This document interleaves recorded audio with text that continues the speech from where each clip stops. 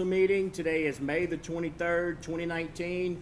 It's a few minutes after 6:30. And there's just something about this room tonight, this just so different from every other night. It's so beautiful and bright, and it smells so good. I think it's all the people from Holden, Louisiana that's here tonight. Okay, so invocation. We have the invocation by Mr. John Wascom tonight. Yes. We're going to stand and bow our heads. Oh, that's okay. You can watch. I'd like to invite Mr. Jeremy Glasscock from Collier Baptist Church to do the invocation. Mr. Jeremy, thank you for coming. Yes, Miss let's Sandy pray. brags on you a good bit. So. Yeah. Let's pray. Heavenly Father, God, we love you, and we thank you for this day. God, we thank you for the opportunity, Lord, at the beginning of this meeting that we cry out to you, thanking you, God, and asking you for guidance for these men and women tonight. God, I want to personally thank you for these ladies to my left, for the guidance that they receive from the Miss Chris and Coach Rusty at Holden, God, to allow them to be able to be the athletes that they are. Thank you for the funding from this council and our state. God, I ask you tonight that these men would make sound decisions with the funding that they've received, God, that they would be good stewards of that. I ask that you would help them to make these decisions. Father, I ask that you'd watch over these chambers and watch over every man and woman as they leave here tonight and keep them safe. We love you and we thank you in Jesus' name. Amen. All right. Pledge of Allegiance. I would like to ask Mr. Tapp Lobel to lead us in the Pledge of Allegiance.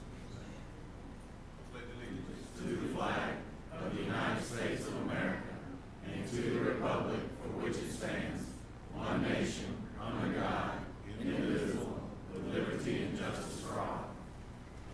Okay. All right, agenda item number 5, cell phones. We would ask everybody to silence or put their cell phones on vibrate so that we don't have any interruptions during the meeting. Public input, if anybody wishing to address any agenda item, tonight, which you can do when that agenda item comes up, is just simply raise your hand, and what we'll do is we'll call your name, and you can come up to the podium and state who you are and your address, and you can talk about what you want to talk about on that particular agenda item. All right. So, agenda item number 7 is presentations, and roll call. We forgot that. My bad. So roll call, please, Miss Sandy. Mr. Garlandhouse. Here. Mr. Ard. Here. Mr. King. Here. Mr. Wascom. Here. Mr. Talbert. Here. Mr. Mack. Here. Mr. Avery. Here. Mr. Lobel. Here. Mr. Harris. Here. All right. Agenda item number 7. I'm gonna come up front, Tab. You can come too. What's the whole big? Well, we can't have everybody up front. Everybody trying to get you out of their area. Tab must be the only one here, huh? Hey, Avery, you don't even count, Avery. Holding can't. softball, holding sport. We all love softball. Who can't not love holding softball up here every year with that state championship? Congratulations. Okay. Tonight, we welcome the Holden Rockets, the Lady Rockets softball team, and Miss Lauren Politz, a power lifter at Holden High School, to our Livingston Parish Chambers to be recognized for their successful achievements. Okay? And at this particular moment in time, we'd like to introduce Miss Chris Roundtree, who happens to be the principal of Holden High School. And we would also like to recognize Mr. Rusty Hutchison, who is the assistant principal at Holden High School. Okay? So Mr. Rusty Hutchison is going to talk a little bit about the Miss Lauren, the power lifter, and then Miss Chris is going to talk about Miss Lauren, and then Rusty's going to talk a little bit about the softball success, and we're going to give out some certificates, and then I'm going to close it. So here's your microphone, so all the people at home can hear what you have to say. Is it on? Hello. It's not going to echo through the building. We just want to make sure that light's lit up. It is now. Okay. Testing. Okay, as you can see, I'm not Lauren, but I would love to fill in for her because she looks a whole lot better than me. She is fit and trim and accomplished a whole lot. As in any organization, it stops at the top, and I think there was some miscommunication, and Lauren didn't know to be here, although she is going to be at the school board meeting. But we most certainly did not want to leave her out because her story is so special. Lauren, this is the first year that Holden had a powerlifting team, and David White is our coach, and they had a lot of success, and a lot of that success came from the will of Lauren Politz. In October of last year, Lauren was involved in an automobile accident with some friends, and through that tragedy, they discovered that Lauren had thyroid cancer. In early January, Lauren underwent surgery, and she was determined that that was not going to keep her down. Not only does she have outer strength, she had a lot of inner strength, and she turned that focus to powerlifting. And I am proud to say that Lauren won the regional event and the state event and Division 5 165-pound weight class state championship.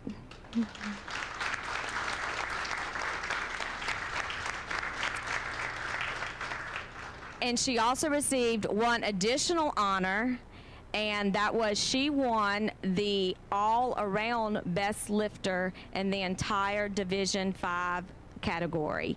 And she not only inspired her team, she inspired her friends who I know are here, and she's just a beautiful young lady, and I just hate that she's not here, but I will definitely make sure when we get to the school board meeting that we give her that award. And thank you for that. Thank you, Shane.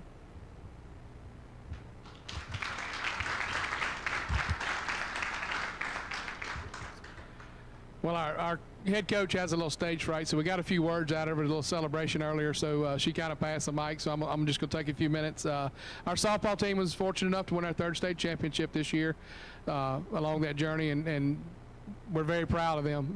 And talking about softball, it's like baseball. It's hard not to talk about numbers. 29 win season up against 5 losses. They beat a lot of current state champions. I think 3 of the 5 losses actually came to the likes of 5A state champ Santa Maria.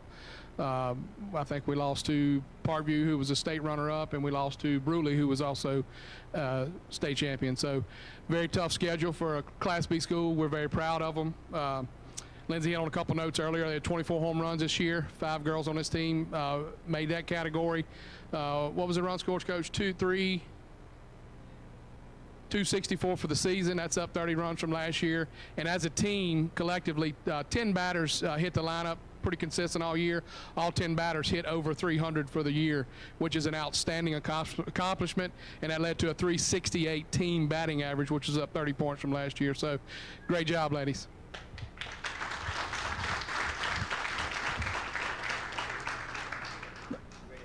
We're going to hand out some certificates with Mr. Tab and Mr. Shane.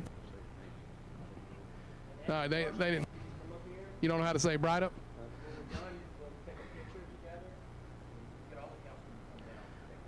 We got assistant coach Aaron Carlton.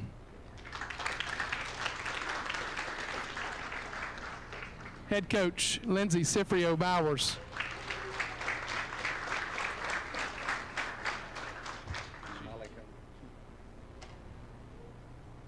I've got a 10th grader Aubrey Haltom.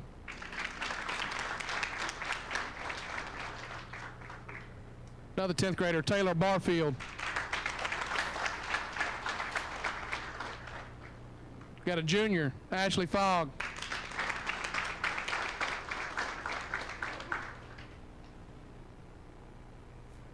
Got an 8th grader, Cameron Uber.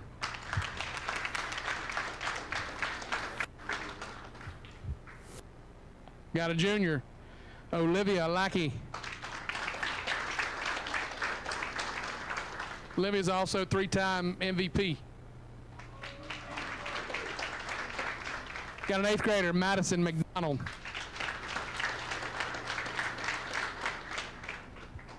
Another 8th grader, Taylor Douglas.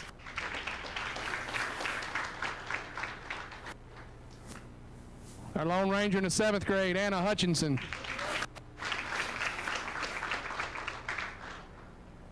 Got another one of our 8th graders, Emily Bertrand.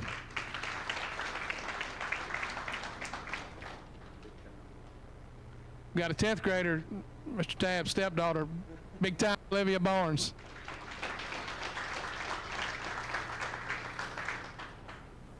Eighth grader, Gracie Duffy. 8th grader, Emma Wilson. 8th grader, Casey Brightup.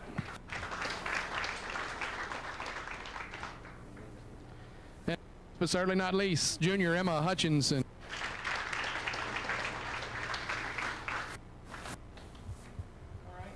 job, Rusty. Thank you so much. Yeah, I can read that real quick. That was on here, but I skipped over it. So we got one 7th grader. We got 7 8th graders, 10 sophomores, and 3 juniors. So everybody you see here, 3 10th graders, 3 juniors. So I'm sorry, kind of butchered that a little bit. So hopefully we get to bring this whole crew back over here again next year.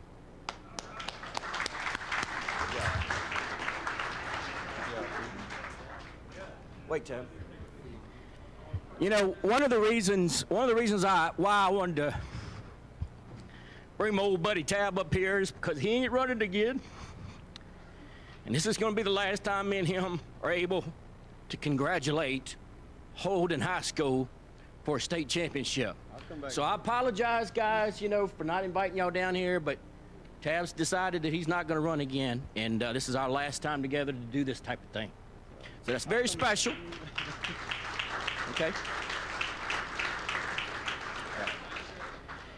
And just closing, Tab might not be back, being a councilman, but there's no doubt in my mind that Holden High won't be back with another state championship because they've been here so many times since I've been a councilman. I'm beginning to run out of things to talk about because they're so wonderful. They just are so successful and they're always winning state championships. They win in basketball, powerlifting, softball.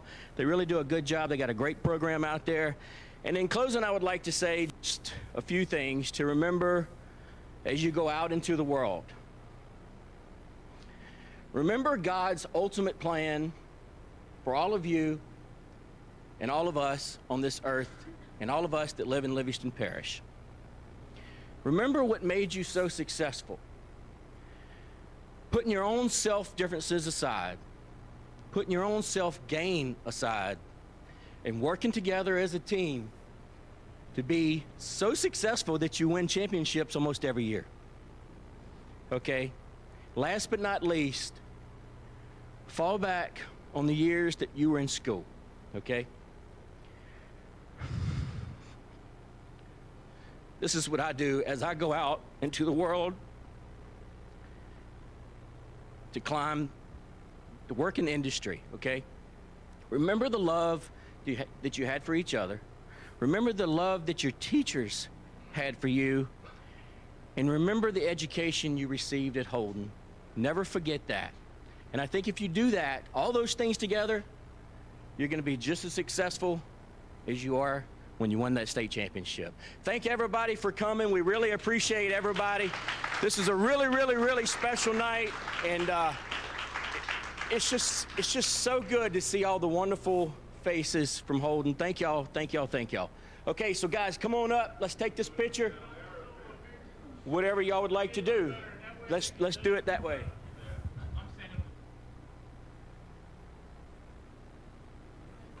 Hey, y'all can't stand in front of me. Sit down. If we sit down. I can get behind now. Sit down. You want to sit down? Let's sit down. Then. Scooter, you won't look so short if you sit down. Hey, come on. Let's all sit down and they gonna stand That's a right great there. idea. Yeah. Then we all got a little semi-nice short. You gotta be flexible when you're working with this group.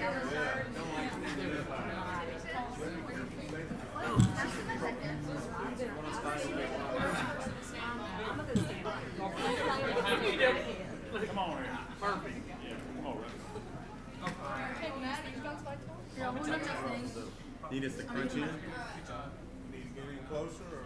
Yeah, if you guys can Push in, Bubba. push in, guys. Y'all watch y'all's toes. Here we come. Yeah, get close, that's better. Now, this is how we need to have our meetings. It's just that everybody in the chairs. They know I'm sure. Do the air.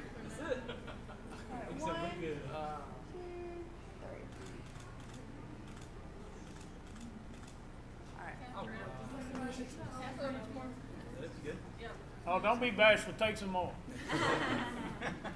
All right, John. I mean, Scooter.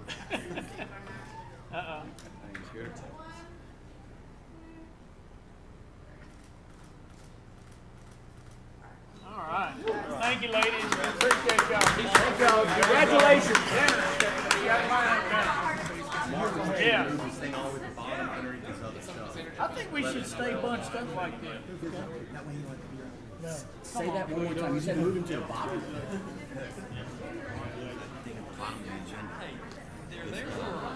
Bill Ford. Okay. And just move it up to like, he's at 11 and 12. Yes, right. We'll put him right after I tell him. Well, I mean, if you can jam it in here or whatever, you can do because he's got to do 11 and 12. We're gonna move committee ordinances up. Yeah, committee ordinances are going to between 12 and 13. Okay.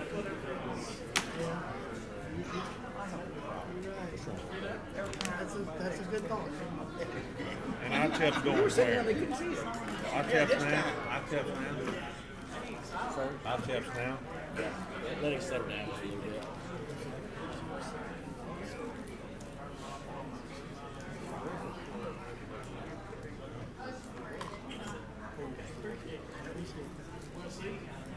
I like it whenever that happens to me.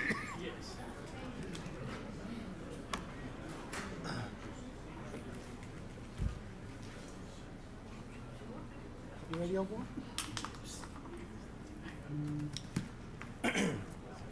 All right.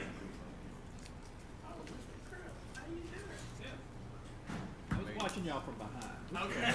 He's lying, he was eating in the back. I was eating. 20. That's Move number okay. 20 up. Okay. We will now take agenda item number 20 and move it to before number 8. Okay, so now we're bumping agenda item number 20 up, and we will now talk about Gator Mill Works. Okay. Is Mr. David here? Okay. Mr. David, will you come up and just kind of explain a little bit about this program and a little bit about Gator Mill Works and this ITEP exemption we're voting on tonight? Yes, sir. Thank you for the opportunity to be here, members of the board, council.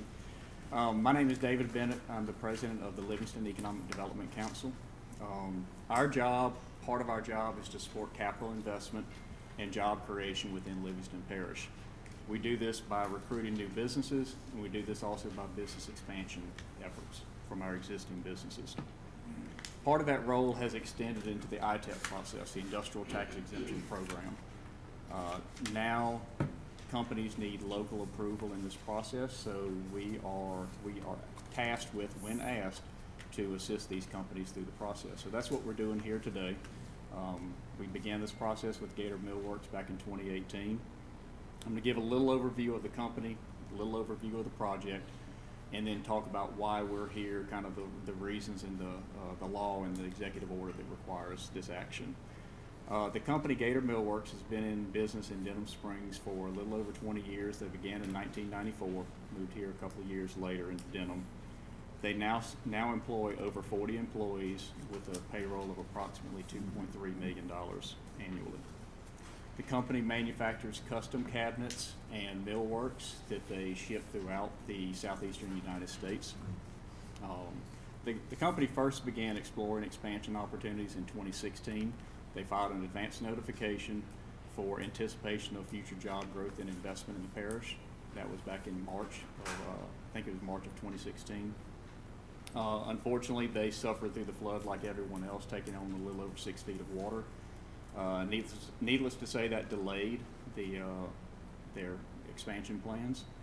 So in March of 2018, they filed another advance notification, which was required at the time for a new expansion opportunity. So this was all done, the advance notification is the first step in the process back in 2018. During this, they have to explain and commit to a certain amount of jobs and certain deliverables, jobs and performance requirements.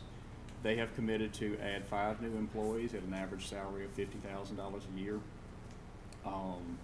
And note that I said over 40 employees on the application that you have has 31 employees. That's what they were back in March of 2018 when they filed their advance notification. They have now added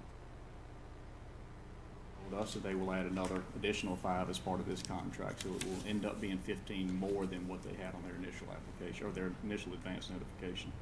They plan to invest approximately $6.9 million in the new facility. And the construction is expected to have about 45 construction workers and spend about $2.1 million in that process.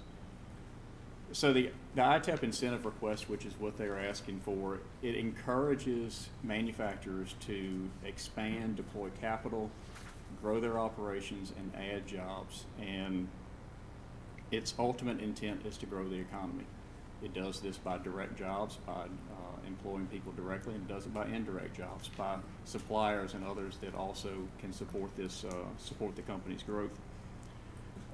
It's accomplished by discounting the property tax for the first 10 years on the new eligible capital expenditures that are only for the new investment in the new facility.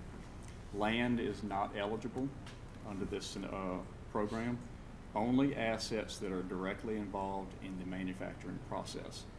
Any equipment that they have now is not eligible under this new application. So it's only for new purchases after the advance notification. And again, why we're here is an executive order by the governor back in 2016 that requires local input, it requires local control, and a resolution from the taxing authorities. Projects with new jobs such as this one are favored by the governor, and 80% tax abatement for a maximum of 10 years is all that this can do. It ends after that. So just the steps they've gone through in a multi-step process. Louisiana Economic Development has received and reviewed their application for eligibility under the ITEP rules. The Board of Commerce and Industry has received and reviewed their application and approved it on April 24th.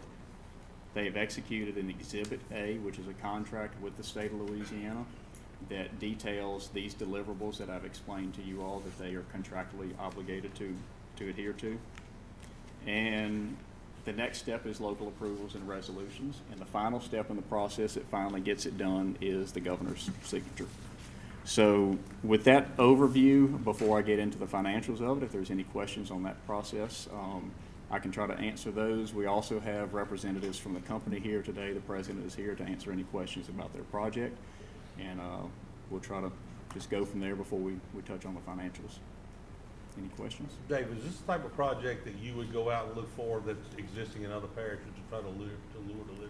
Well, we don't do that locally from a poaching standpoint, but absolutely these are the type of companies that we would recruit here. If they show interest, we advertise and we market outside of the parish and outside of the region. Absolutely, they would be one we would target. Thank you. Any other questions? So they've met every guideline that we presented to them there. So They've met the rules of the program and the statutes, yes. Okay. The only other question I had was, I think you might have already touched on this, but this company does pay property taxes, correct? This specific exemption is for the capital expenditures to grow their business, and out of that we get extra jobs for working people in Livingston Parish. Is that correct? Can you touch a little bit? I think you talked about, Yes. the land does not qualify. You still have to pay property taxes Correct. on that land. Yes. This would be not old equipment that was actually moved to the new location. This would be only new equipment purchased as a capital investment to grow their business, right? Correct. So I just wanted to make sure That's that, exactly right, yes. that I had that straight on that. Does anybody from the audience have any questions on this particular agenda item? Okay, ma'am, come on up to the podium and introduce yourself. Good evening. My name is Muriel Laws, 26253 Popular Glen Drive. And I did have a few questions because I was doing a little bit of research and I saw an analysis that was conducted by the assessor. And there was a few things that I just had a question about for Livingston Parish as it relates to this issue. For Livingston Parish, over the last 10 years, according to this report that was conducted back in 2015, and it was pulled in 2016, Livingston Parish total property for the 10-year subsidy was $9 million, $9,341,000, and every year we paid out about $934,000. What stuck out to me was the fact that part of those taxes came from drainage and flooding and roads and bridges. And so my three questions are, based on those two focus points right there, drainage and flooding and roads. If we're suffering, every time I come here asking, you say there's not a lot of money. If Livingston Parish is having issue with money, why are we taking money from drainage and flooding and roads and bridges? The second question is, and I realize you have to have deliverables for this project, but exactly how or what type of oversight is going to be conducted to ensure that these particular jobs are obtained and sustained throughout?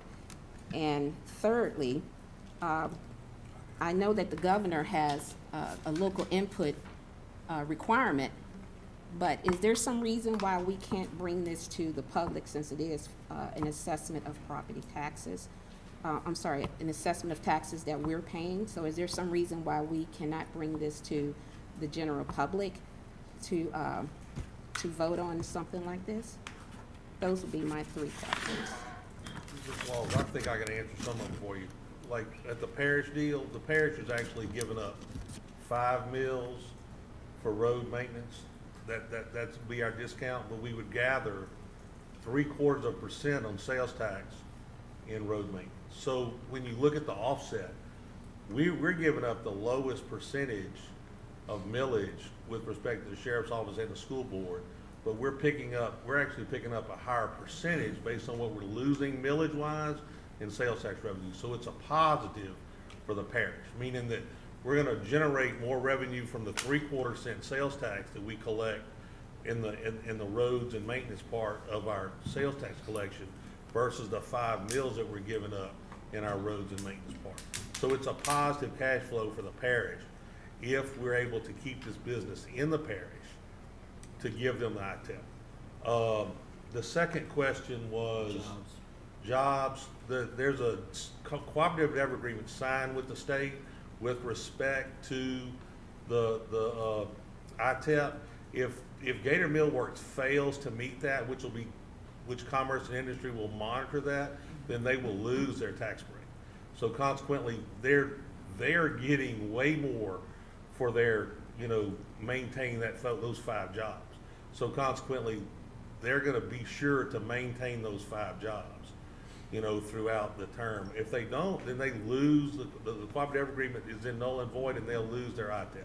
And thirdly, in the past, prior to the Epic piping, when there was 100% ITEP and the parish ended up really on the short end of the stick because we had a fire department issue with respect to a fire station and a fire rating, that's kind of what brought to the forefront the ability for local government to have some input.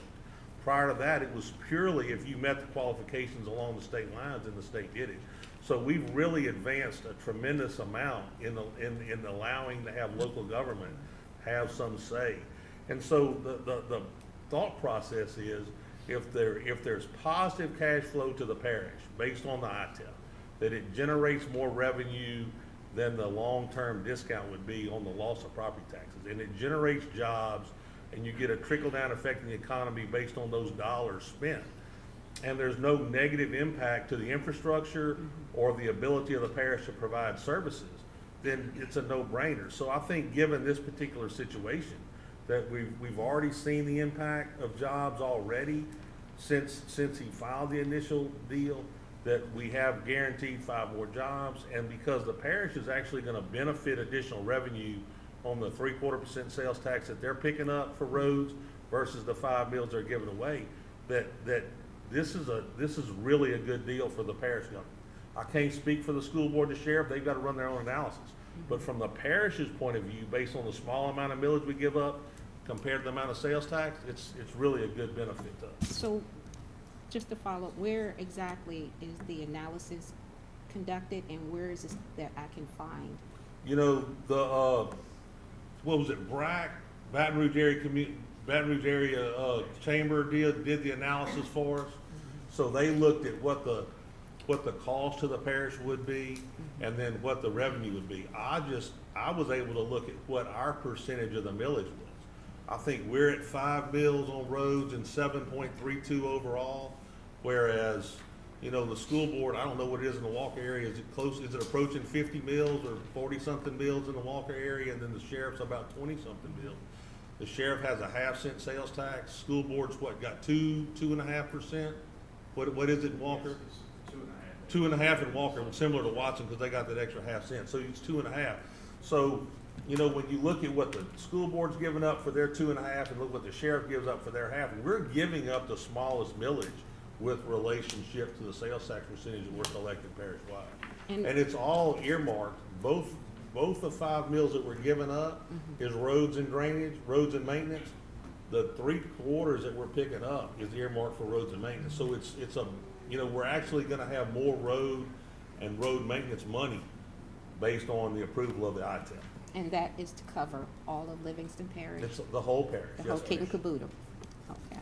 Because speaking from just a layman's person who is not sitting here every night going through this, as a normal person to ask, how is this gonna affect my overall taxes? Am I going to see it increase? It's not gonna impact your taxes whatsoever. Okay, all right. All right. They'll actually be, even though the parish is giving up a portion of their revenue, which I think, if my understanding, parish government at 7.32 is actually giving up about $44,000 through the 10 years of the contract. Okay. That's what we're giving up, and then we're gonna pick up 3/4% sales tax off the.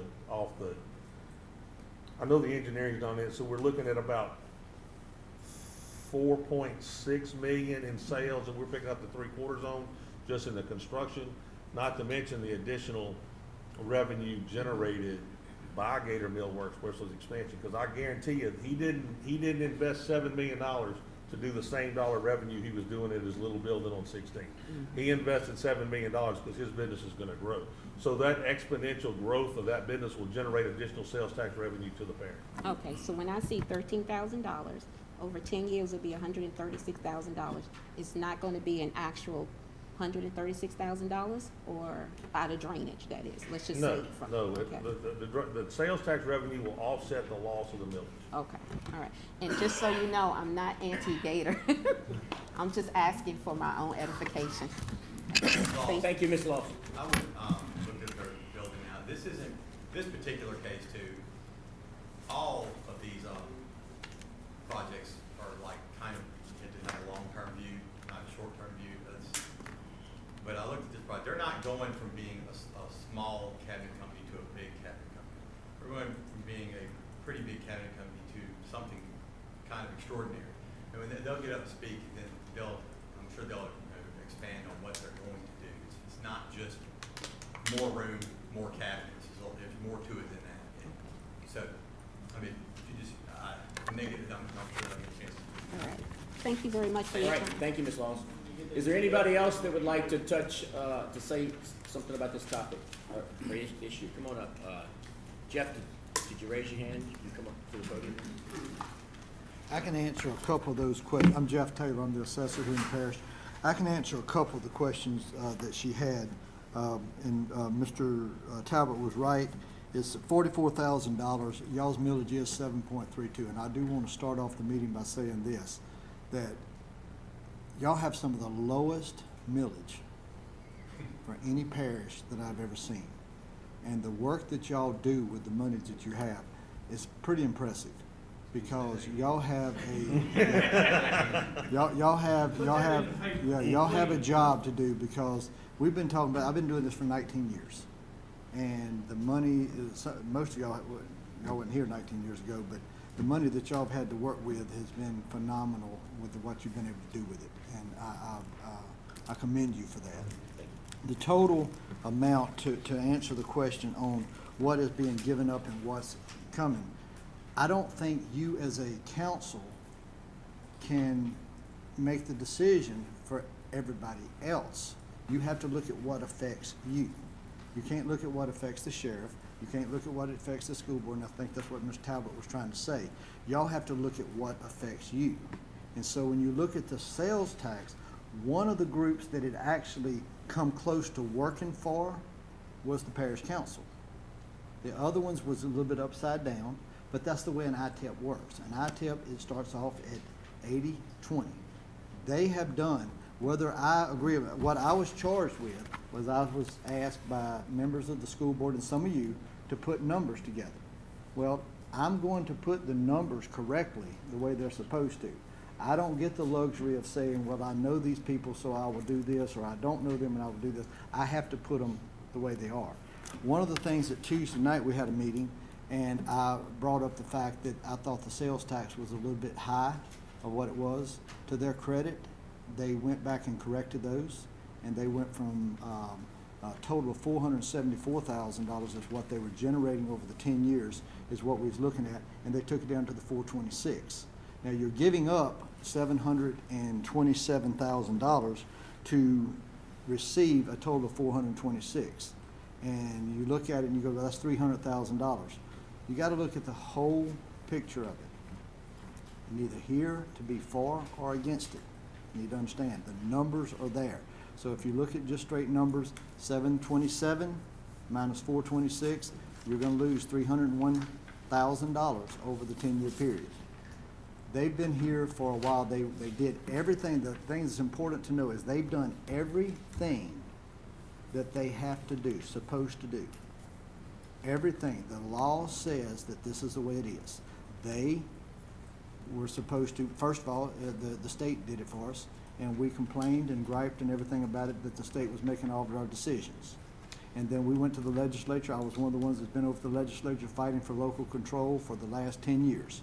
We've got local control. So now the thing that they've had to do is they've got to go and they've got to get an LED approval, and then they've got to come to each one of you. There's three of you. There's the sheriff, there's the parish council, and then there's the school board.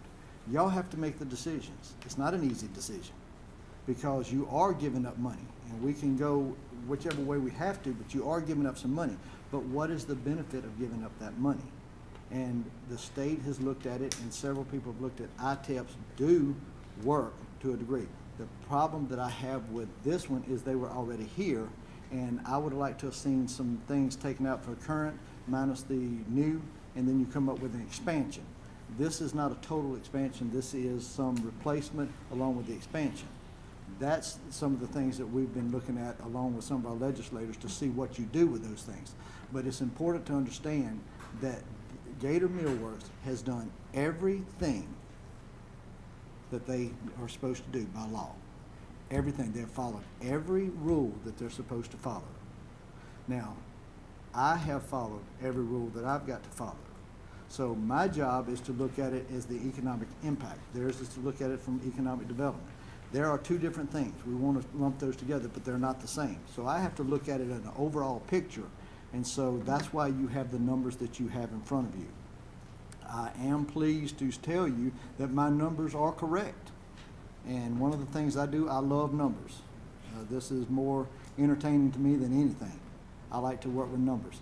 When Mr. King came through a while ago, and he showed me the new numbers that they had sent, and they showed that they went from 474,000 projected revenue, and when I say projected revenue, that's everything. That's all the sales tax they're gonna bring in, that's everything. They're saying over 10 years they're gonna get 474, but they did adjust that down to the 426. He showed me that.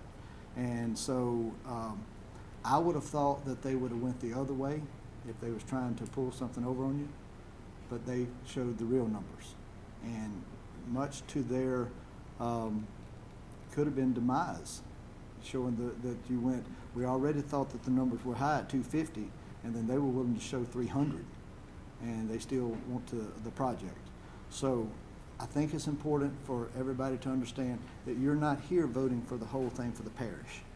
You're voting for the whole parish. You're voting for the parish council and everything that you have under your belt. 7.32 mills is what you get. 7.32. And to answer your question, the school board gets 34.11 in that district.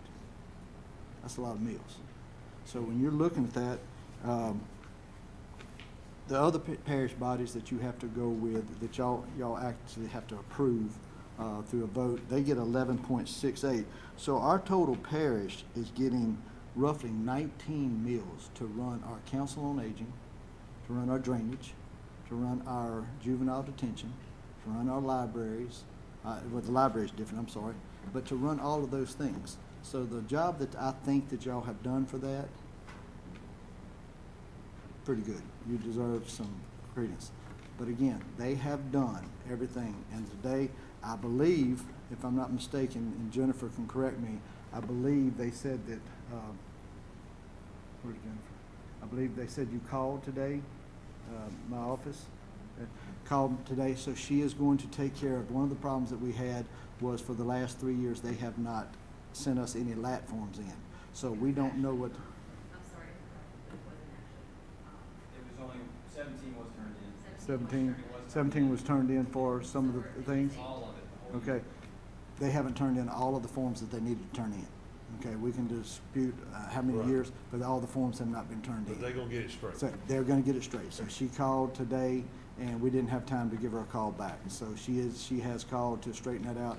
They have called to straighten out their numbers on the sales tax, and so that's what you're looking at now. So we got all the facts. So well, I think so. I think so too. I think so. I think it's all there. I think Chad would. Okay. Yeah, I think Finish, brother? I am, unless y'all have any questions for me. We appreciate it. All right. Is there anybody else that would like to, come on up, buddy? What? No, go ahead, that's good. My name's Chad Foster. I am the president of Gator Mill Works. We've been here 23 years in this parish. We moved here from central Louisiana, right across the river. We're a very passionate company, love this community. We know that we're going to continue to grow and thrive with everyone in this parish. I brought today some numbers I'd like to also share.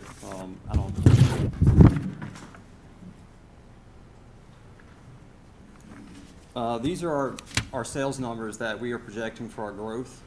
What you'll see here is a 10-year growth of our revenue. All of our materials that we purchase are taxed, that we pay.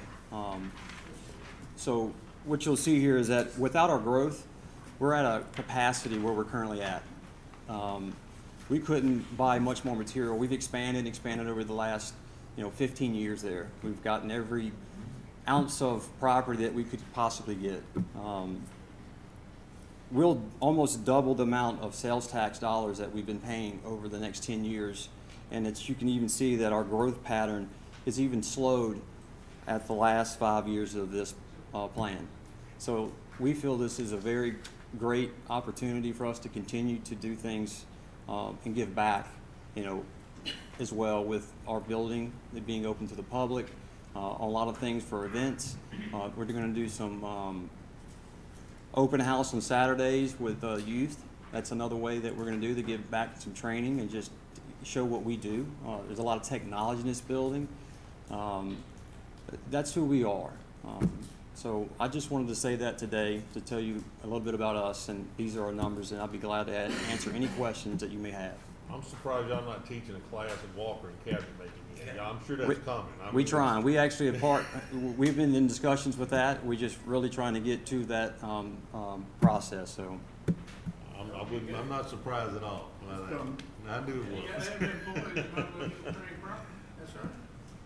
All right. Chad, can you speak to what you had discussed with the school about your Yes, well, we currently have done some internships from a college out of Pittsburgh State University. There's actually a former student that actually graduated this past year. He's actually in attendance tonight.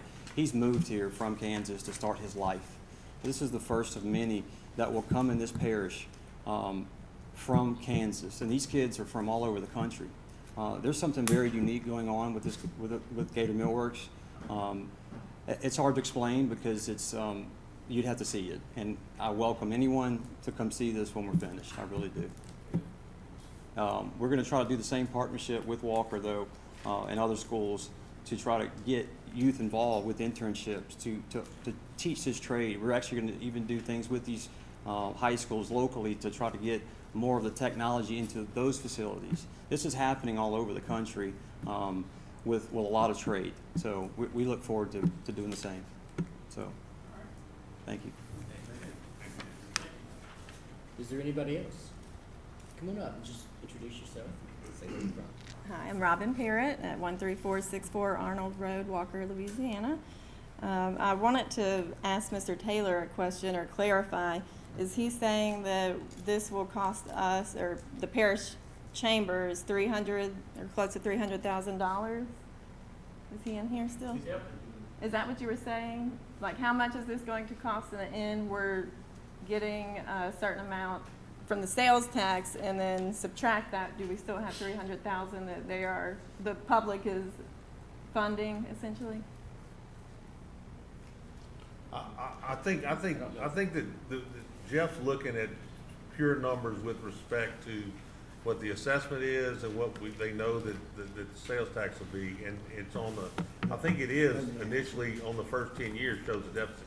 I think when you look at the part that he can't project because it's not part of, what his responsibility is, I think when you look at the projection of the business and the upside and look at the sales tax revenues that are gonna increase over sales, then when you bring that in, which is what Brack looked at, then you see a positive for the parish, even in the 10-year period. But I think what came out of the school board was that in, 15 years, it was at 1.4 million came out as a positive to the whole parish in the 20 years. And I think the one thing we gotta look at is Chad and them ran their numbers on a 15-year depreciation. And Jeff, how many buildings you got set up in the parish on a 15-year depreciation schedule now? I think theirs. Theirs.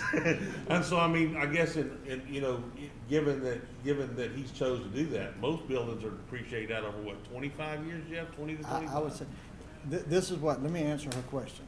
To answer your question, yes. Okay, just straight up numbers, that's what it is, okay?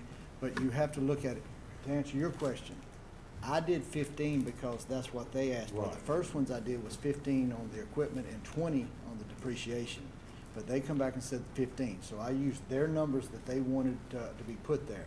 But in the first 10 years, yes, you're gonna be upside down there. But then you look at it, you gotta look at the return on investment, and you gotta see what it's gonna be all the way across the life of it.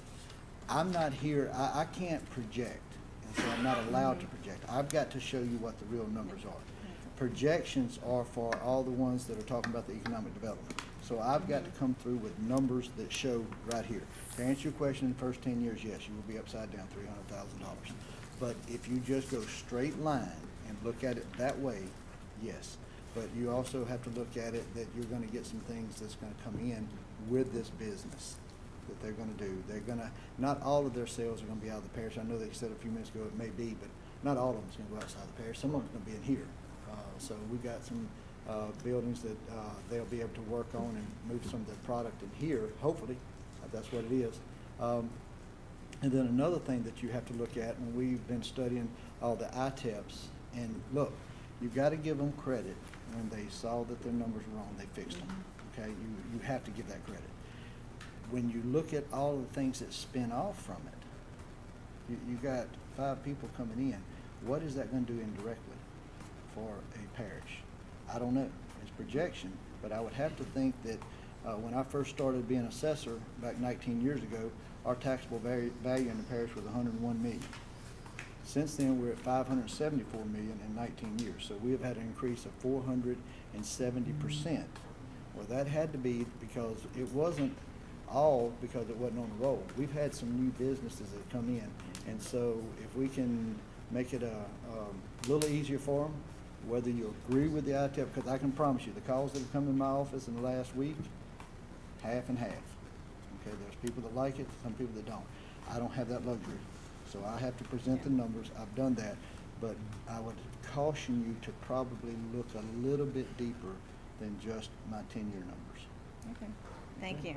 All right? Appreciate y'all. Well, I'm not done Yeah, yet. All right, Yeah, thank you. so, You're not done. Yeah, I'm not done yet. I just I want to. apologize. No, it's okay. I just wanted to clarify because we didn't, and I'm done, I think, with questions for you. Thank you. She's not done with us. That was, I did want to make sure, that was just a question. I wanted to clarify that we are with the numbers. That was right. And I understand his point completely. I would like to also clarify because I'm not sure which one it was or who said it, but they were talking about how the Economic Development Board has approved this, but in the past they've pretty much approved all of these requests going before them. The Advocate actually did a 3-article story on this that I would encourage you all to read if you haven't. And Together Louisiana is a group that has done really good research on this as well. I am not anti-ITEP, but I do think that we do need to change some things to make sure that we are holding these companies accountable. And we also have small businesses that aren't getting the same benefits. So as much as they do for our community and they volunteer, or they do all these things, we still have small businesses that also volunteer and do things for our community that aren't getting this exemption. One of the things that I feel like we need to look at is that after this approval goes through, they have 5 years that they're not being held accountable. So if after the first year they haven't brought in 5 jobs, we're still giving them that money, and our roads are still bad, our drainage is still bad, and that's money that we could be using to bring more businesses here and attract people to our parish. So I'd like to just make a quick comment. Sure. You say we're not giving them that money. You gotta understand, that's not our money to start with. So we can't give that to other businesses to bring things in. That's just a tax incentive. Well, yes, that we're giving but them it is to expand. So when you make the comment that we're giving that money away, well, that's not the parish's money. That's their money. And we're just not taxing them for it, so they'll spend that money in the community. I mean, I just don't want you to think that we're giving them money because we could buy roads with it. And I'd also like to say something about that. I heard one comment that small businesses don't qualify or that they can't do this. That is actually not true. If a private citizen that don't even own a business decides that he wants to go manufacture and start a business, he would also qualify. If you have a small business and maybe you only have 2 or 3 employees, but you work extremely hard, such as Gator Millworks has, to grow your business and expand your business, you would also be able to, you could make a decision in life at that particular point. You could go blow your money off in some exotic, island or something, or you could make a wise decision that would benefit the people of Livingston Parish. You could make a capital investment and qualify for this tax exemption that would enable hardworking Livingston Parish citizens to get a job after they come out of high school so that they could provide shelter, food, and clothing for their family and be satisfied. So what I'm sitting here saying is this. We're gonna have to give up a little bit, okay? But we're gonna gain a lot. And I think this is a beneficial plan, and I encourage all private citizens, all businesses, to make that capital investment, to create those jobs for all the people of all America, grow that economy so that we'll all prosper. I mean, that's what this whole program is about. And I understand that you gotta put all the numbers together, and you gotta make sure that it's wise. It's all true. But think about the gain. To me, it totally outweighs, it totally outweighs the, amount of money that you're giving up. To So if I benefit. wanted to open a clothing store or No, a but restaurant, I could get this No, exemption? no, ma'am. There are Okay. certain qualifications you have to meet. And one of them is you have to be a manufacturing facility. You have to produce a product or a material, right, David? I'm right about this, right? It's specifically designed for certain businesses, okay? But it doesn't discriminate. If you open up that type of business, you would also qualify. And I would encourage that capital investment to grow our economy, to create jobs for all of our people.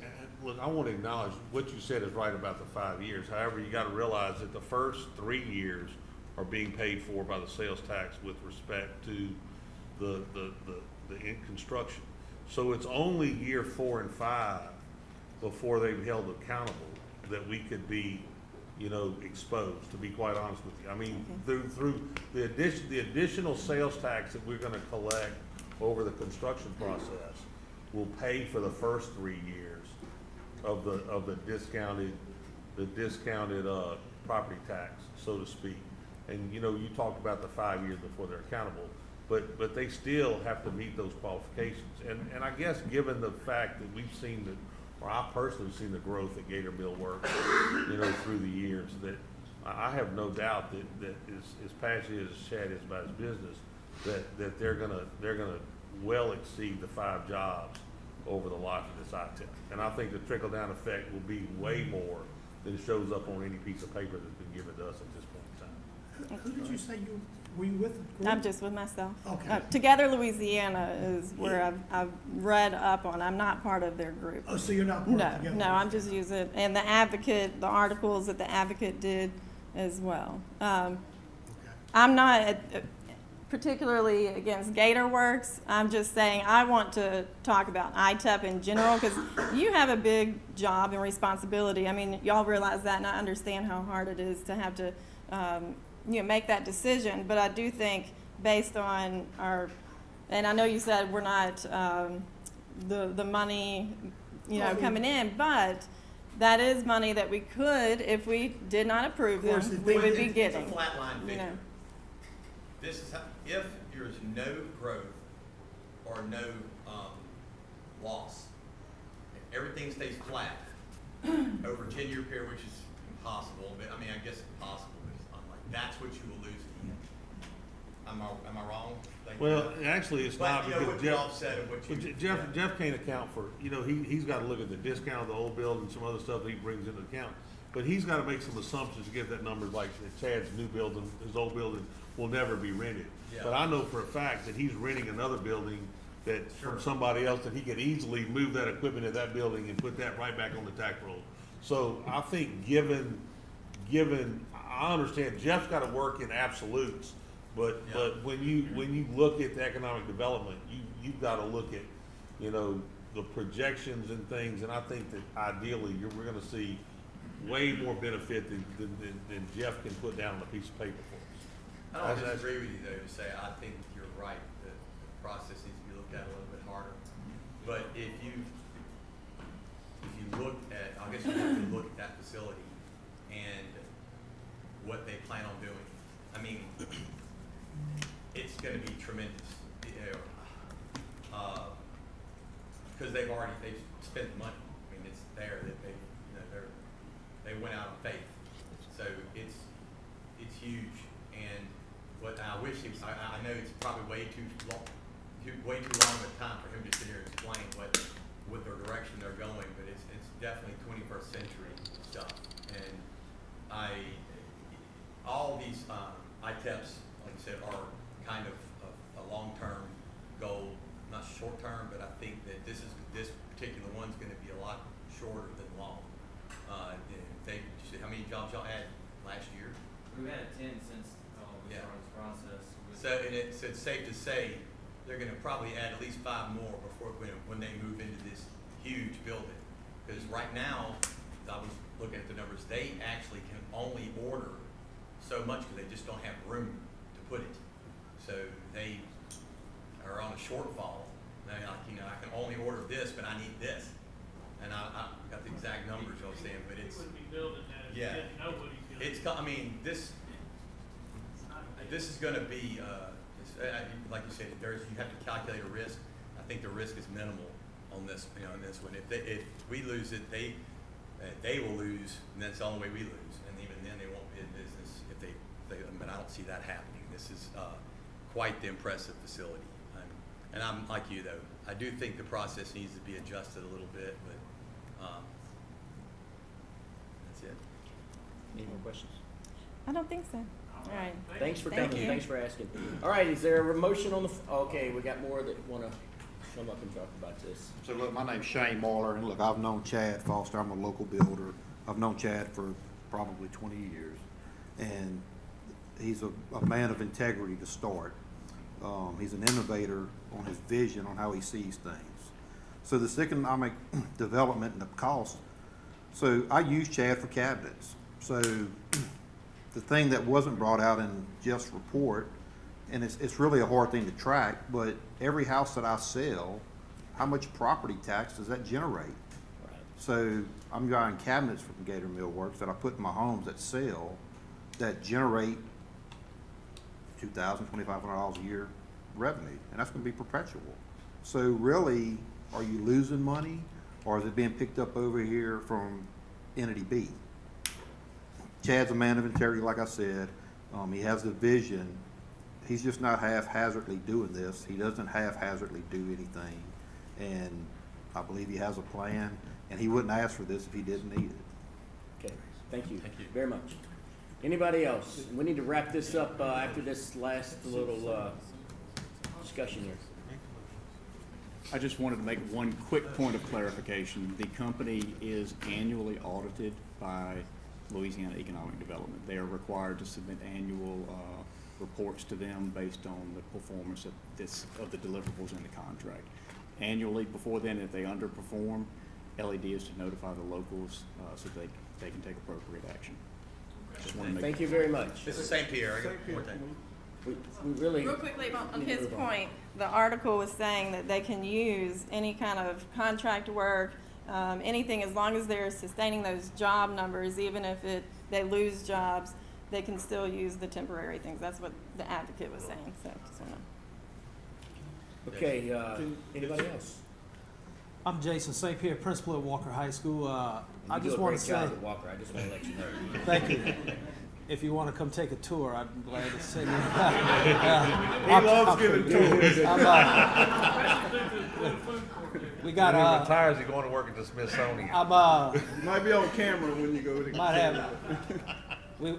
I need a tax exempt for tourism. But anyway, on a serious note, you know, schools, as the principal, the vision I have is to put kids to work. And what we do in school, does it actually turn into jobs, or does it look like work? Mr. Foster came to Walker High School, and he's going to make an investment in Walker High School. And you can talking about tax dollars and sales tax.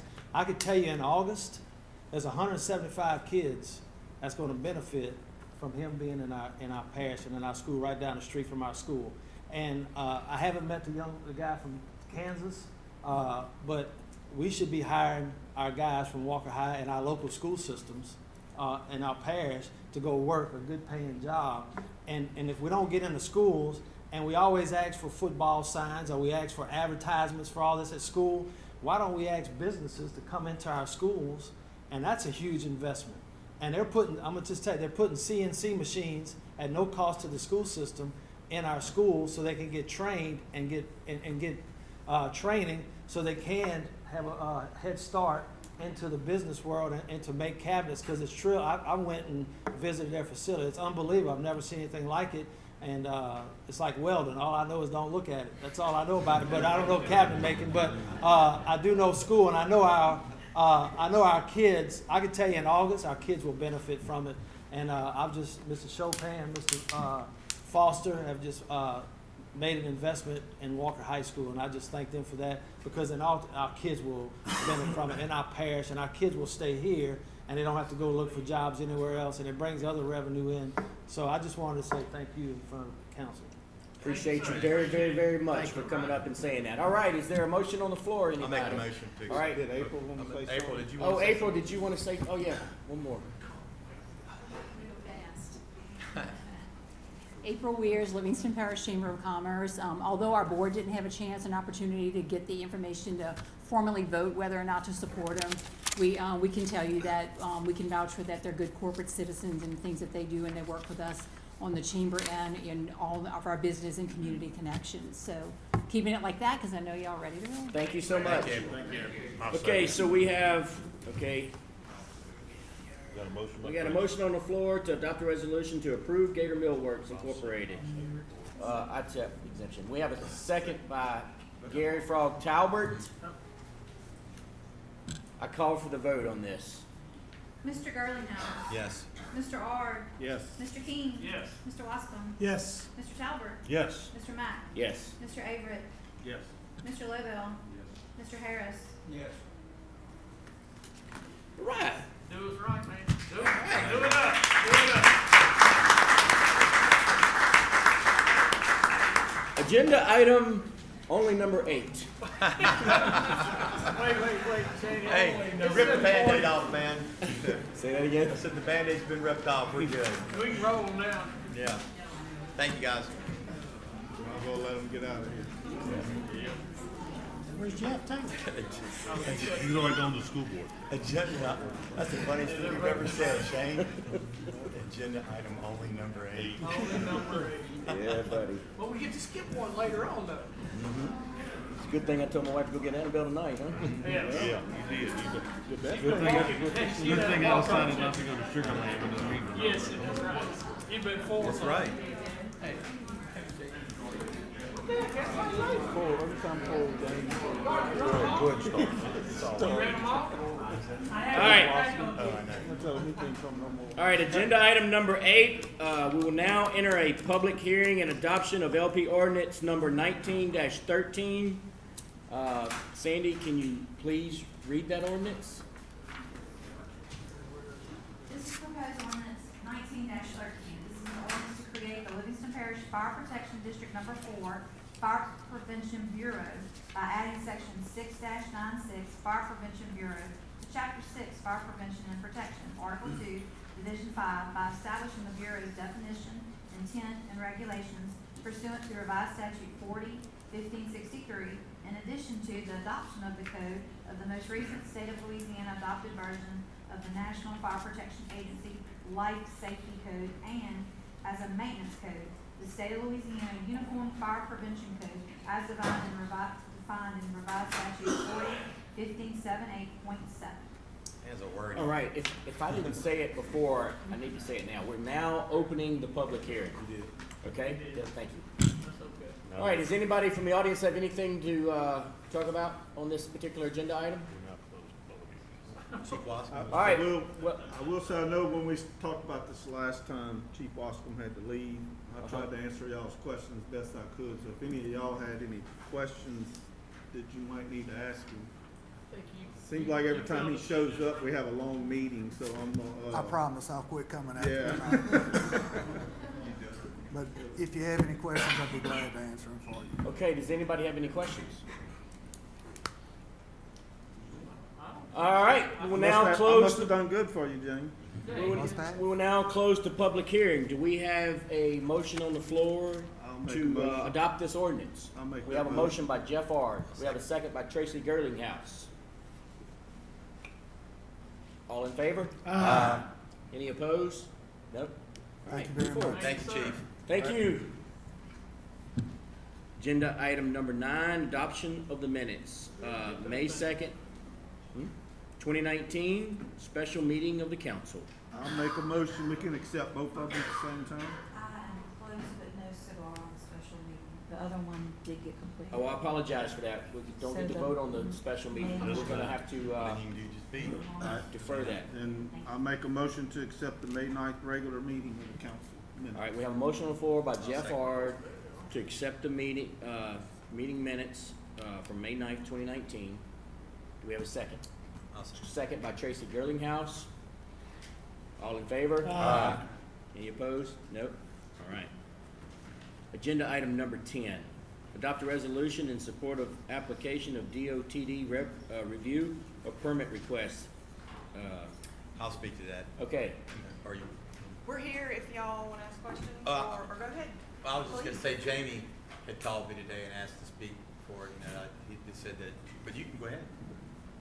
We're all here. Most of us are here. We are part of the Chamber's 2019 leadership class. April's here from the Chamber. So anybody that's familiar with that class, you have to do a community group project, and we chose putting up Welcome to Livingston Parish signs throughout the parish at some of the parish crossings entering into the parish. So this is our sign. We picked about 6 or 7 of the most highly traveled entrances. We started with the 6 most popular, and a few of those kind of got weeded out for different reasons. So we're down to about 6 or 7. Part of the DOT application process is that we get a resolution from you guys. So we're here to do that. 3 of the locations are on private property. All we have to do is get permission from those people for that. We of course still want y'all's blessing. But 4 of them are on DOTD property. And so to fill out the application, we need the resolution. So that's what we're here for. This is our sign. We're here for any questions that you guys have. This is similar to the resolution we did for Watson. We did the Welcome to Watson sign on the medium 16, it's the same type resolution. I got a question. It's a wonderful, beautiful sign. It's absolutely a wonderful idea, and I just appreciate y'all so much for coming up with that. I hear a but. Just 2 little bitty things. Sure. Where are they gonna be located? Right here. Okay, so You get one. I apologize, man. I got busy. So You get one. so here's the locations that we Just real quick. Here's the locations that we've settled on. The private property locations are one at Kevin's, and they have given us permission. One at Duke's at the exit off the interstate, and we're still sort of in negotiations with Rudy, but that one looks like it's going to be good too. The third one is at Quality Engineering in Port Vincent, and for some odd reason last week they got a new giant Welcome to Port Vincent sign right there. So we are kind of having to refigure that one, but we might just put one up right next to it. And then the 4 DOTD locations are Highway 64 at Magnolia Bridge, Highway 16 north of Watson coming from St. Helena, Highway 190 at Albany. Woo! Highway 22 at Springfield, and we actually have been to Springfield's town hall. They have approved it, loved it. Highway 22 at Marpaw. These are the private property ones we just went through. So that's our 4 DOTD. And the only other question I had is, it's so beautiful. We'd like for it to stay beautiful. How are we gonna do that? Well, when we price the signs, there's, the material that it's made of is supposed to last 5 years. We're trying to raise enough funds where we'll have some money left in the pot to replace them as they get old. Can't make any promises past that. If you want to throw in some money, maybe Just wondering, I mean, I don't know. I mean, we could talk about it. I mean, we might could get our people to maintain it and clean Well, it. we wanted to do the sponsored by, but we're not allowed to do that. Yes, DOT So is we not a offer- fan of putting anybody's name on the sign. That was our original plan, but we've learned a lot in this process. You can't do that, so.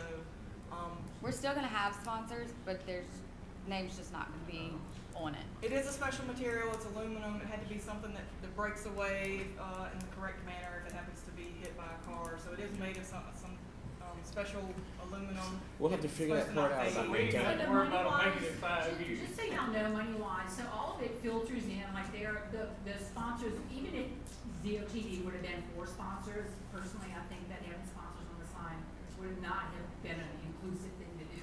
It making more people just aware of Livingston Parish as a whole. But for us, what we do is we allocate the funds, and we have a dedicated line item that goes to Leadership Livingston projects in the Chamber's balance sheet. So we keep that, and we keep it in place, especially for that. If they raise funds, that takes it a little bit over. We plan on So another thing that'll be in perpetuity on the Chamber's website about the program itself. And then, that's where the sponsors will be recognized in that way. So the money should be there to, because everybody really wants to be a part of that, right? So that's what the That's So awesome. we Is there any? plan to raise more money than it takes, and also, the chamber continues year to year, and we are only putting them at certain entrances, so maybe another leadership group comes behind us and decides to do more entrances and continues the program. That's kind of our hope. So you giving it a nod of approval though? That's one thing I'm saying. It's like, the you most don't like beautiful it. thing in ever. It's perfect. I just want it to stay so beautiful. That's all I wanted. We are, I'm just glad y'all like it. Jeff Averett's got a question or something to say. I'd like to make a motion to accept the application. Woohoo! Thank you. Thank you very much. We have a motion by Jeff Averett. And a, You didn't ask for comments, Mr. Chairman. oh, We don't want any. my bad. No, do you have something to say for real? He wants to know how much he can contribute. I see it. Yes. That's what I'm Look at that thing. We got a motion in a second. I love it. It's just a few people on the committee. Okay, we have a motion on the floor by Jeff Averett to adopt a resolution in support of the application. We have a second by Tab Lobel. We want that to go down. Can I just mention one thing? We had two that couldn't make it. Certainly you do can. have the resolution in your packet. and Yeah. it's very detailed about what all you're approving. One of the things is Mr. Leighton Ricks has to sign the application for them. Okay. What all you're approving is in He's your along now, packet. he'll sign. Yeah, It's he's already- gonna it's love that already- sign. Yeah, it is. This is fantastic. This is gonna be great. They Good have idea, to guys. authorize Good it. Thank you, Mr. Matt. We appreciate it. Okay, so, any more discussion? You made it. All in favor? Aye. Any opposed? Better not be. Thank y'all. Hey, y'all. Thanks for coming. Thanks for doing such a great job. I'll be Hey, it's careful, election it's year, dark some of you now. guys want to sponsor. Oh, yeah. Well, it's in election year. Thank y'all very much. Thank y'all. Great job. Okay, man. Now we get to have Mark. Parish President's Report, agenda item number 11. Hey, y'all. I don't know a whole lot about the parish president's report, except we're asking for a resolution to authorize the parish president to sign a change order for the Delmas L. Taylor Governmental Annex building.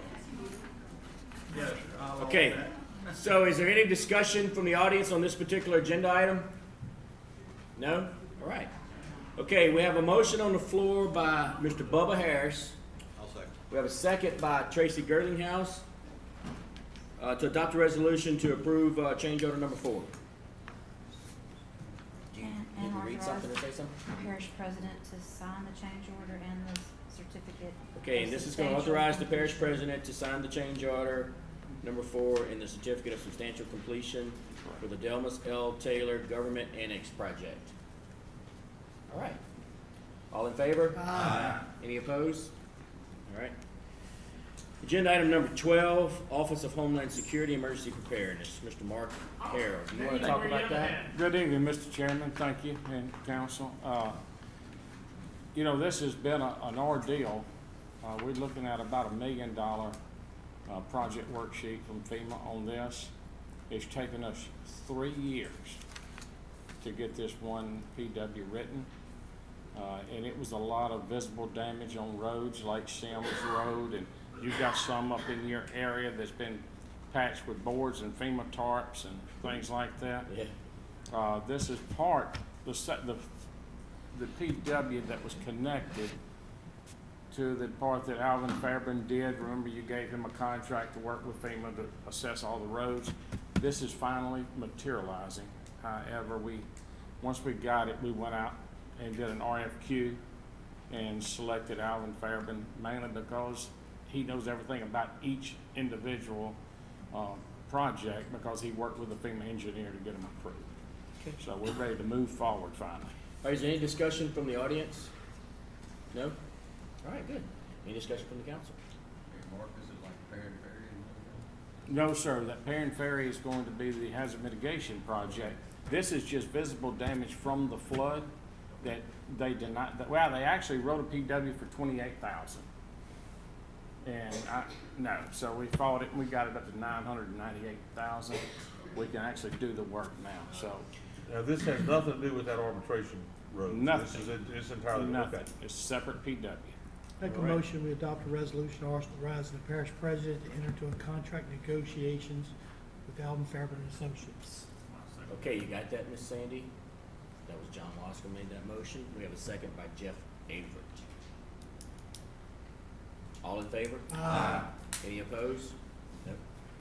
All Okay, right. may I add one thing, since you brought up Perrin Ferry No. Road, please? No, no. Okay. No, for real, go ahead. We've put in so many hazard mitigation projects. Perrin Ferry was one of them. It's a lot of them. I just want you to know that we finally had 2 of them that was sent down approved. One of them is the Amite River Diversion Canal Weir. The other one is, actually it's in your district, sir. It's the Pine Bluff Road, where that dip is. It stops all the people from getting in and out. Those 2 have been approved, and they should start moving them to get them all approved soon. So we're finally getting there. That's awesome. Wait, don't leave. Can you give us an update on what's actually being cleaned out right now? What we're working on? Yes, sir. I will say that right now we're working on Little Coyell, and we started cleaning Blood River from 190 north. Don't hold me to it, I think it's 5.73 miles. That is the only 3 that we have permitted at the time. Although we had a very good meeting 2 weeks ago with the Corps of Engineers, and the momentum is getting there, and we're starting to move things along. So the next 3 packets that we've already sent to them, they said within 2 or 3 weeks that should be permitted. Looking forward to it, and I think it's gonna be a good project. NRCS inspected the 2 projects we've got now. Today was the first time on the job, had no issues whatsoever, so. we're doing That's good. awesome. On the weir, when will we actually maybe get to start working on that weir? We actually put an RFQ out to hire the engineer on that and Pine Bluff. And we should be getting all that handled, very soon. But I'm gonna tell you, it's gonna take us all year, if not a little bit longer, for permits, design, and everything, you know, but the Amite River Basin Commission tried to get funding years ago to do it. They ended up getting a core contract partial, but they're gonna transfer that over to us, so that's gonna help expedite the core stuff.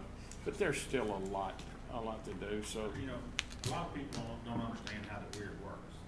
The weir is designed to carry water for the Amite River more than diversion canal. It sends water out Amite River to Lake Marpole. But the way it's going now, more water's going out diversion canal. That's why it's silting all Than over. it is, and going to Blind River than it is Amite River. It's an 80-20 and it's reversed. Right. Yeah. That's gonna be a Mr. huge Mark, benefit. I'd seen some reports last week, might have been, that Garrett Graves had released that the contracts had been let on all these projects. I think that was a jump the gun, maybe. Some of it's true, yes, sir. We haven't signed any contracts on any of that Go Mesa money yet, though, have we? You have authorized the parish president to negotiate the contract with Fort and Tablata to Go Mesa and Restore. Remember, we're mixing those 2 grants to complete the Amite River, Blind River. Y'all have a resolution authorizing the president to sign to do the engineering. We're a year out, getting everything permitted and stuff. Yeah, sometimes when they do those press releases, it sounds like everything's done and it's Well, starting work tomorrow. And it is. We're starting the process on But engineering it's a long-term process. Oh, yeah. permits. Yeah, I've got people in permits. Amite River that hear that and they can't get out of the river right now. Some- Well, I got 30 calls saying they didn't want the weir fixed, so The weir fixture, not the river. they didn't want the weir. fixed, they wanna leave it like it is. But once you get that weir fixed and then dredge the mouth of the river, it'll stay open for a long time. Yep. Okay, so we voted on agenda item number 12, right? Yeah. Wait. All right, now we're gonna bump up agenda item number 22. Committee reports. Gary, do you wanna talk about, or, Sure, the ordinance committee met earlier today, and, Mr. Mark had sent us 2 different ordinances that he wanted us to introduce. So the committee read them, approved them, sent them to the council with recommendation, both being unanimous. So we'd like to introduce the disaster emergencies ordinance that allows the declaration of parish waterway closures. We would also like to introduce the planning and development flood damage prevention ordinance, which basically allows for 1 foot of freeboard on future constructions, future construction projects. appreciate that. So, is there any, questions from the audience on agenda item 22A? You wanna read it by silent? Don't you have to read it? You wanna read it? Yeah, you need, we're gonna get you. Let Sandy, you wanna come up and talk, Mr. O'Neill? Tell everybody who you are and where you live. Larry O'Neill from Head of Island. I've worked with Mark a lot, on the flooded rivers. I do go around and survey the different areas, and he uses that to make the declaration to, waterway closures. That's just one part of it. A lot of people are unhappy with that, but we're doing it not to penalize people, keep them off the river. We're trying to keep them safe, and also to keep them from pushing water up in people's houses. Yeah. So, Very basically, important. That's right. Very important. I think that's the right thing to do. Yeah, thank you. We'll read one by title. We can do one at a time, don't we? Okay, yeah, read that one by title. This will be proposed ordinance 19-14. This is an ordinance amending chapter 5 of the Code of Ordinances of Livingston Parish, Disaster Emergencies, by adding a section entitled Declaration of Parish Waterway Closures, providing for implementation, enforcement, penalty, and non-compliance, exceptions, and waivers. The public hearing will be at 6:30 on June the 13th. Okay, is there any discussion from the audience on this particular agenda item? Any more discussion from the council? All right, do we have a motion on the floor to introduce this ordinance? We have a motion by Gary Frog Talbert to introduce this ordinance. We have a second by Jeff Avert. All in favor? Aye. Any opposed? All right. Agenda item 22A.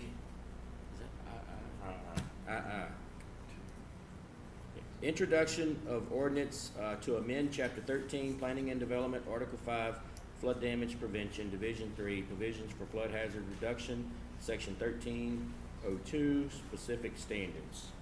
Is there any discussion? Oh, you want to read that, Ms. Sandy? Yes. This will be proposed ordinance 19-15. This is an ordinance to amend chapter 13, Planning and Development, Article 5, Flood Damage Prevention, Division 3, Provisions for Flood Hazard Reduction, Section 13-102, Specific Standards of the Code of Ordinances in and for the Parish of Livingston. The public hearing will be on June 13th at 6:30 p.m. All right, is there any discussion from the audience? Any discussion from the council? Is there a motion on the floor? I mean, Is there anything else you need? All good? is there a motion The on the ordinance floor? committee's recommended it, I believe, so I make a motion, we adopt that. All right, we have a motion on the Introduce floor the ordinance. to introduce this ordinance to amend Chapter 13, Planning and Development. I'll second. We have a second by Tracy Girlinghouse. The motion was John Loscom. The second's Tracy Girlinghouse. All right, all in favor? Aye. Any opposed? Nope. All right. Thank y'all so much. Thank you. Hope you have I a love you. fantastic Love you too, Mark. rest of the day and night. Go take care of that stone. Okay. We're on committee reports, Finance Committee, but, I mean, No, we didn't meet. we didn't meet. This is the No off report. week, so That's right, it's an off week. nothing to report. Okay, let's go back to agenda item number 13. Okay? Introduction of ordinance to enact the Code of General Ordinances of the Parish of Livingston, Louisiana, as published by the Municipal Code Corporation to include adoptions through March 28, 2019. All right, this is about the recodification of the Code of Ordinances. Okay, guys? One of the things we realized right after we got elected was that the ordinances were a little bit difficult to read and maneuver through, you know, because we had a lot of information maybe about this particular issue over here, and maybe a little bit of information about this particular issue over here. They also had a lot of old verbiage in there, you know, that talked about police jurors and stuff like that. So this was to go through those ordinances and try to, you know, summarize them, make it easier to understand, make it simple to be able to interpret. And this was all for the people of Livingston Parish, and that's all been done. Miss Sandy worked so extremely hard to get this all accomplished. She really, really, really did. And this was all for a good cause. And so what we're gonna do is we're gonna post this on the Livingston Parish website, right? And, right? Once this is adopted on June 13th, Right. the Municode website will be totally redone. All right. So everything's gonna have new section numbers. Right. Um, And it's gonna be easy This for has you to to be be able to adopted go first. through. Are you telling us that because you want us to go look up our own stuff, because it ain't gonna happen? Call you. No, this is for the people, this is for everybody in Livingston Parish to be able to go look, and this is gonna be great. I make the motion. Okay, so we have a motion by Gary Frog Talbot to introduce this ordinance to enact this code of general ordinances of the parish of Livingston. She's already read my title, so we just. So did you not read it? Okay, Or we'll we read it. might wanna read this. I gotta sign the number real quick too. Okay, This week proposed ordinance 19-16. This is an ordinance adopting and enacting a new code for the Code of Ordinances of the Parish of Livingston, Louisiana, providing for the repeal of certain ordinances not included therein, providing a penalty for the violation thereof, providing for the manner of amending such code, and providing when such code and this ordinance shall become effective. The public hearing will be on June the 13th at 6:30 p.m. all right, is there any discussion from the audience? Okay, we already had a motion on the floor by Gary to introduce this ordinance. Is there a second? Second. John Waskins got a second on that. Y'all mark that down. Exactly. I withdraw my second. That was great. Okay, so, all in favor? Aye. Any opposed? Nope. All right. Okay, agenda item number 14, introduction of ordinance, sale of surplus property, computer equipment and supplies and materials. Sandy, you wanna read this one? Okay. This is an ordinance to declare certain surplus property, equipment, supplies, materials no longer needed for public purposes, provide for its sale by internet sales and/or public auction, and provide for terms of sale. The public hearing will be at 6:30 p.m. on June the 13th. Okay, so is there anybody here from the audience that would like to talk about this? No? Any discussion from the council? Sell the surplus property, can I make a motion? Yep, we got a motion on the floor by Tracy Gerlinghouse to introduce this ordinance, and we got a second by Gary Tab Lobel.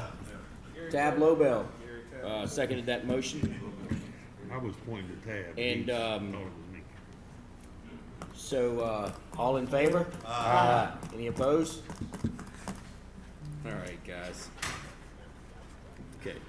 Agenda item number 15, okay? Amend the policy and procedure manual on adopted ordinances. What this was, guys, this was just amend the policy and procedure manual so that we could better communicate with the current administration when we adopt ordinances, you know. After they're signed, one of the things we're gonna do in the future is we're gonna email those to the department heads so that they have a copy of that, they're aware of that, so that they can abide by that. And, you know, and it'll take a little bit of time. We'll get it on the website, we'll get it to Municode, and it all will be able to know what's what, you know, and this is just a improvement to the current process. So if anybody's got any questions, you're welcome to ask. Do we need to read that? It's just a resolution. This is just a resolution to amend the policy and procedure manual as discussed. I'm glad y'all did So move, we make a resolution. So we have a motion to pass a resolution to amend this policy on adopted ordinances. Do we have a second? We have a second by Tracy Gerlinghouse. All in favor? Aye. Any opposed? Nope. Great. Okay. Agenda item number 16, board reappointments. Recreation District number 3, that is Mr. Bubba Harris. Yes, we have one, gentleman's term that's expired, and I have someone else that I would like to appoint, Okay. and, Hey, wait a minute, you ain't supposed to have that many appointments on that board. don't worry about it. No, I think that needs to be my appointment. No, it's not. Yeah, I think since he expired, I'll go ahead and take it. Scooter's good for that stuff. Well, Scooter got one. Yeah, I mean, everything was going so good. Who you want to put there, Bubba? Yeah. Sharon Elliott. I'm okay with that. Okay, here we go.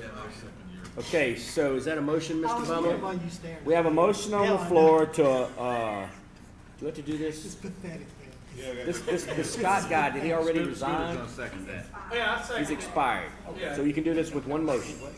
Okay, we have a motion on the floor to appoint Sharon Elliott to the Recreation That's beautiful. wife, 3 right? district. And we have a second by, who was it? Jeff Ard. Nope. Jeff Ard. All in favor? Aye. Any opposed? Nope. All right. Okay. 16B, Recreation District number 7. Yes, I Jeff got, Mr. Ronnie Macklin, his term's expired, and I'd like to reappoint him. Okay, that's a motion by Jeff Ard to reappoint Ronnie Macklin to Recreation District number 7. Good job. I second that motion. Second by Tracy Gerlinghouse. All in favor? Aye. Any opposed? No. Good. All right. Agenda item 17. Adopt a resolution to issue a letter of no objection to Wilton J.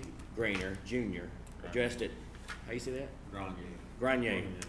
At 20935 Henry Road, Springfield, Louisiana, 70462, as mandated by the Office of State Lands for application of a water bottom lease located in Council District number 8. This is something they started doing a couple of years ago. State lands, if you put in a boat slip, they wanna lease you the water bottom underneath your boat slip. After you dig your land Yeah, out. I ain't quite figured that out. It was your land when it was dirt, now that it's water. I got the It's same not your problem. land or something, but anyway, they're starting to do this. They'll give you one boat slip, but if you dig a double, you have to lease some of it from them.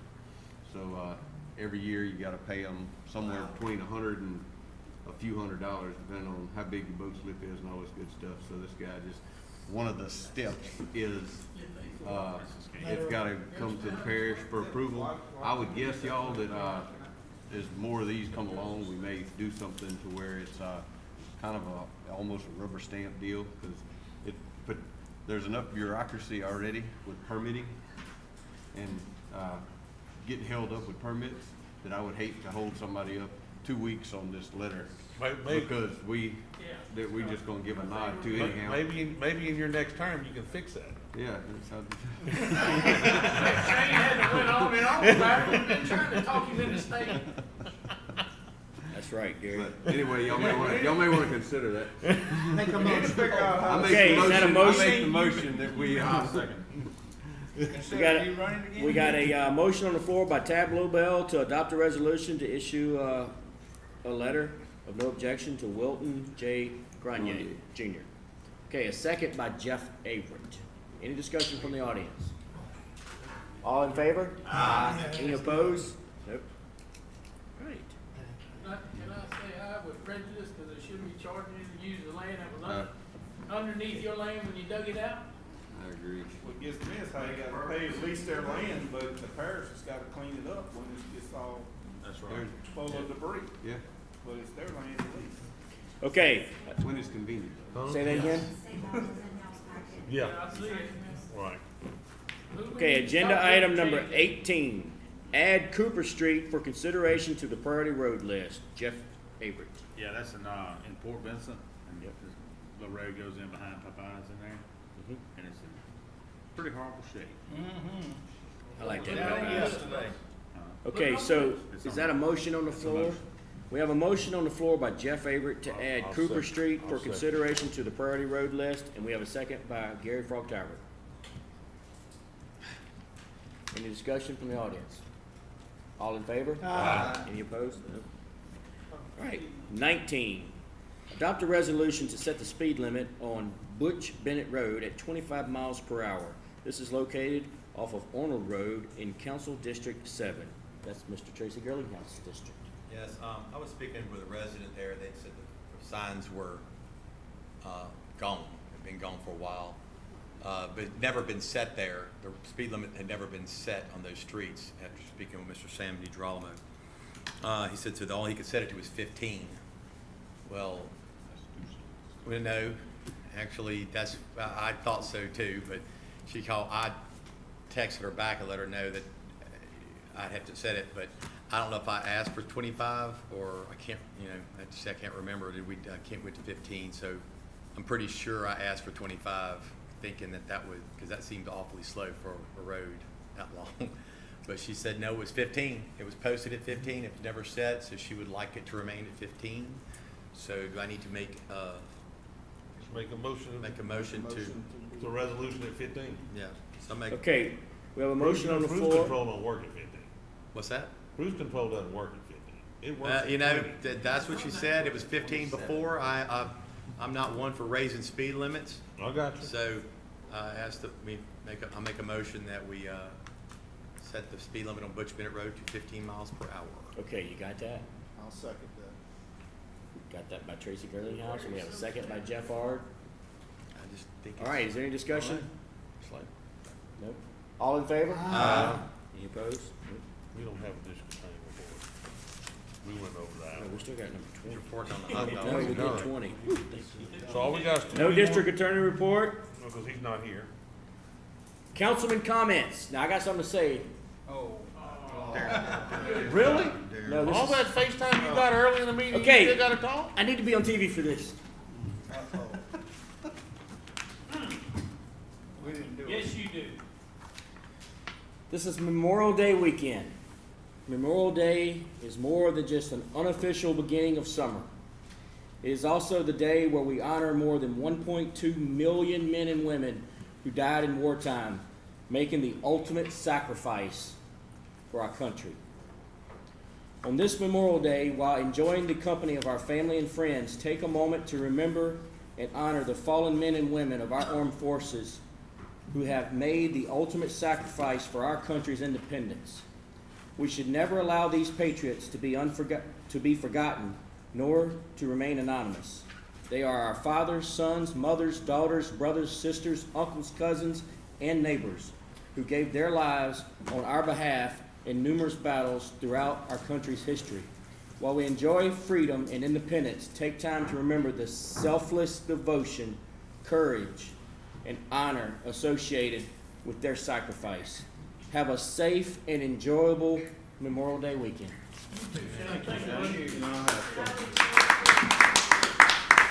All right, does anybody else have anything to say? I do. Yeah. Oh, Jeff Ard does. Yeah, I just want to, congratulate Lane Hardy.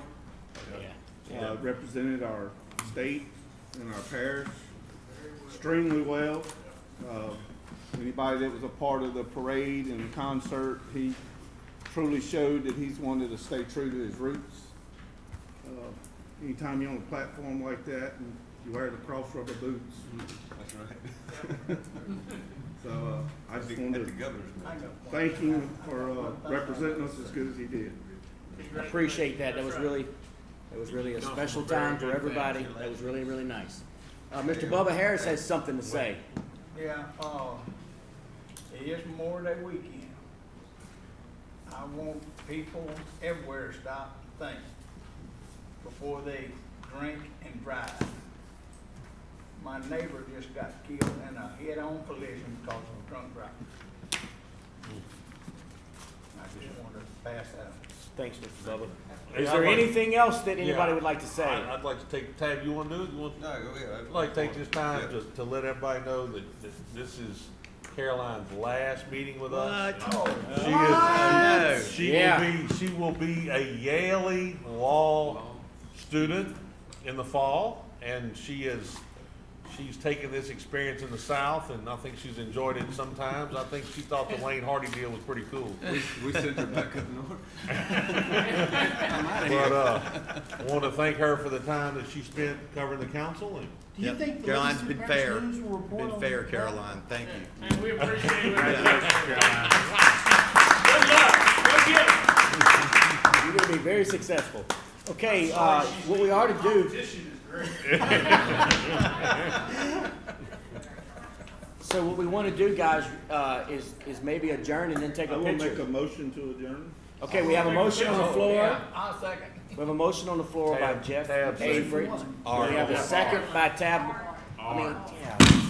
Art. they look just alike, right? And, Caroline wants to. I got more hair. Yes. and then we have a second by Tab Lobel to adjourn. All in favor? Aye. Any opposed? No? Let's go over there. All right, let's get our picture.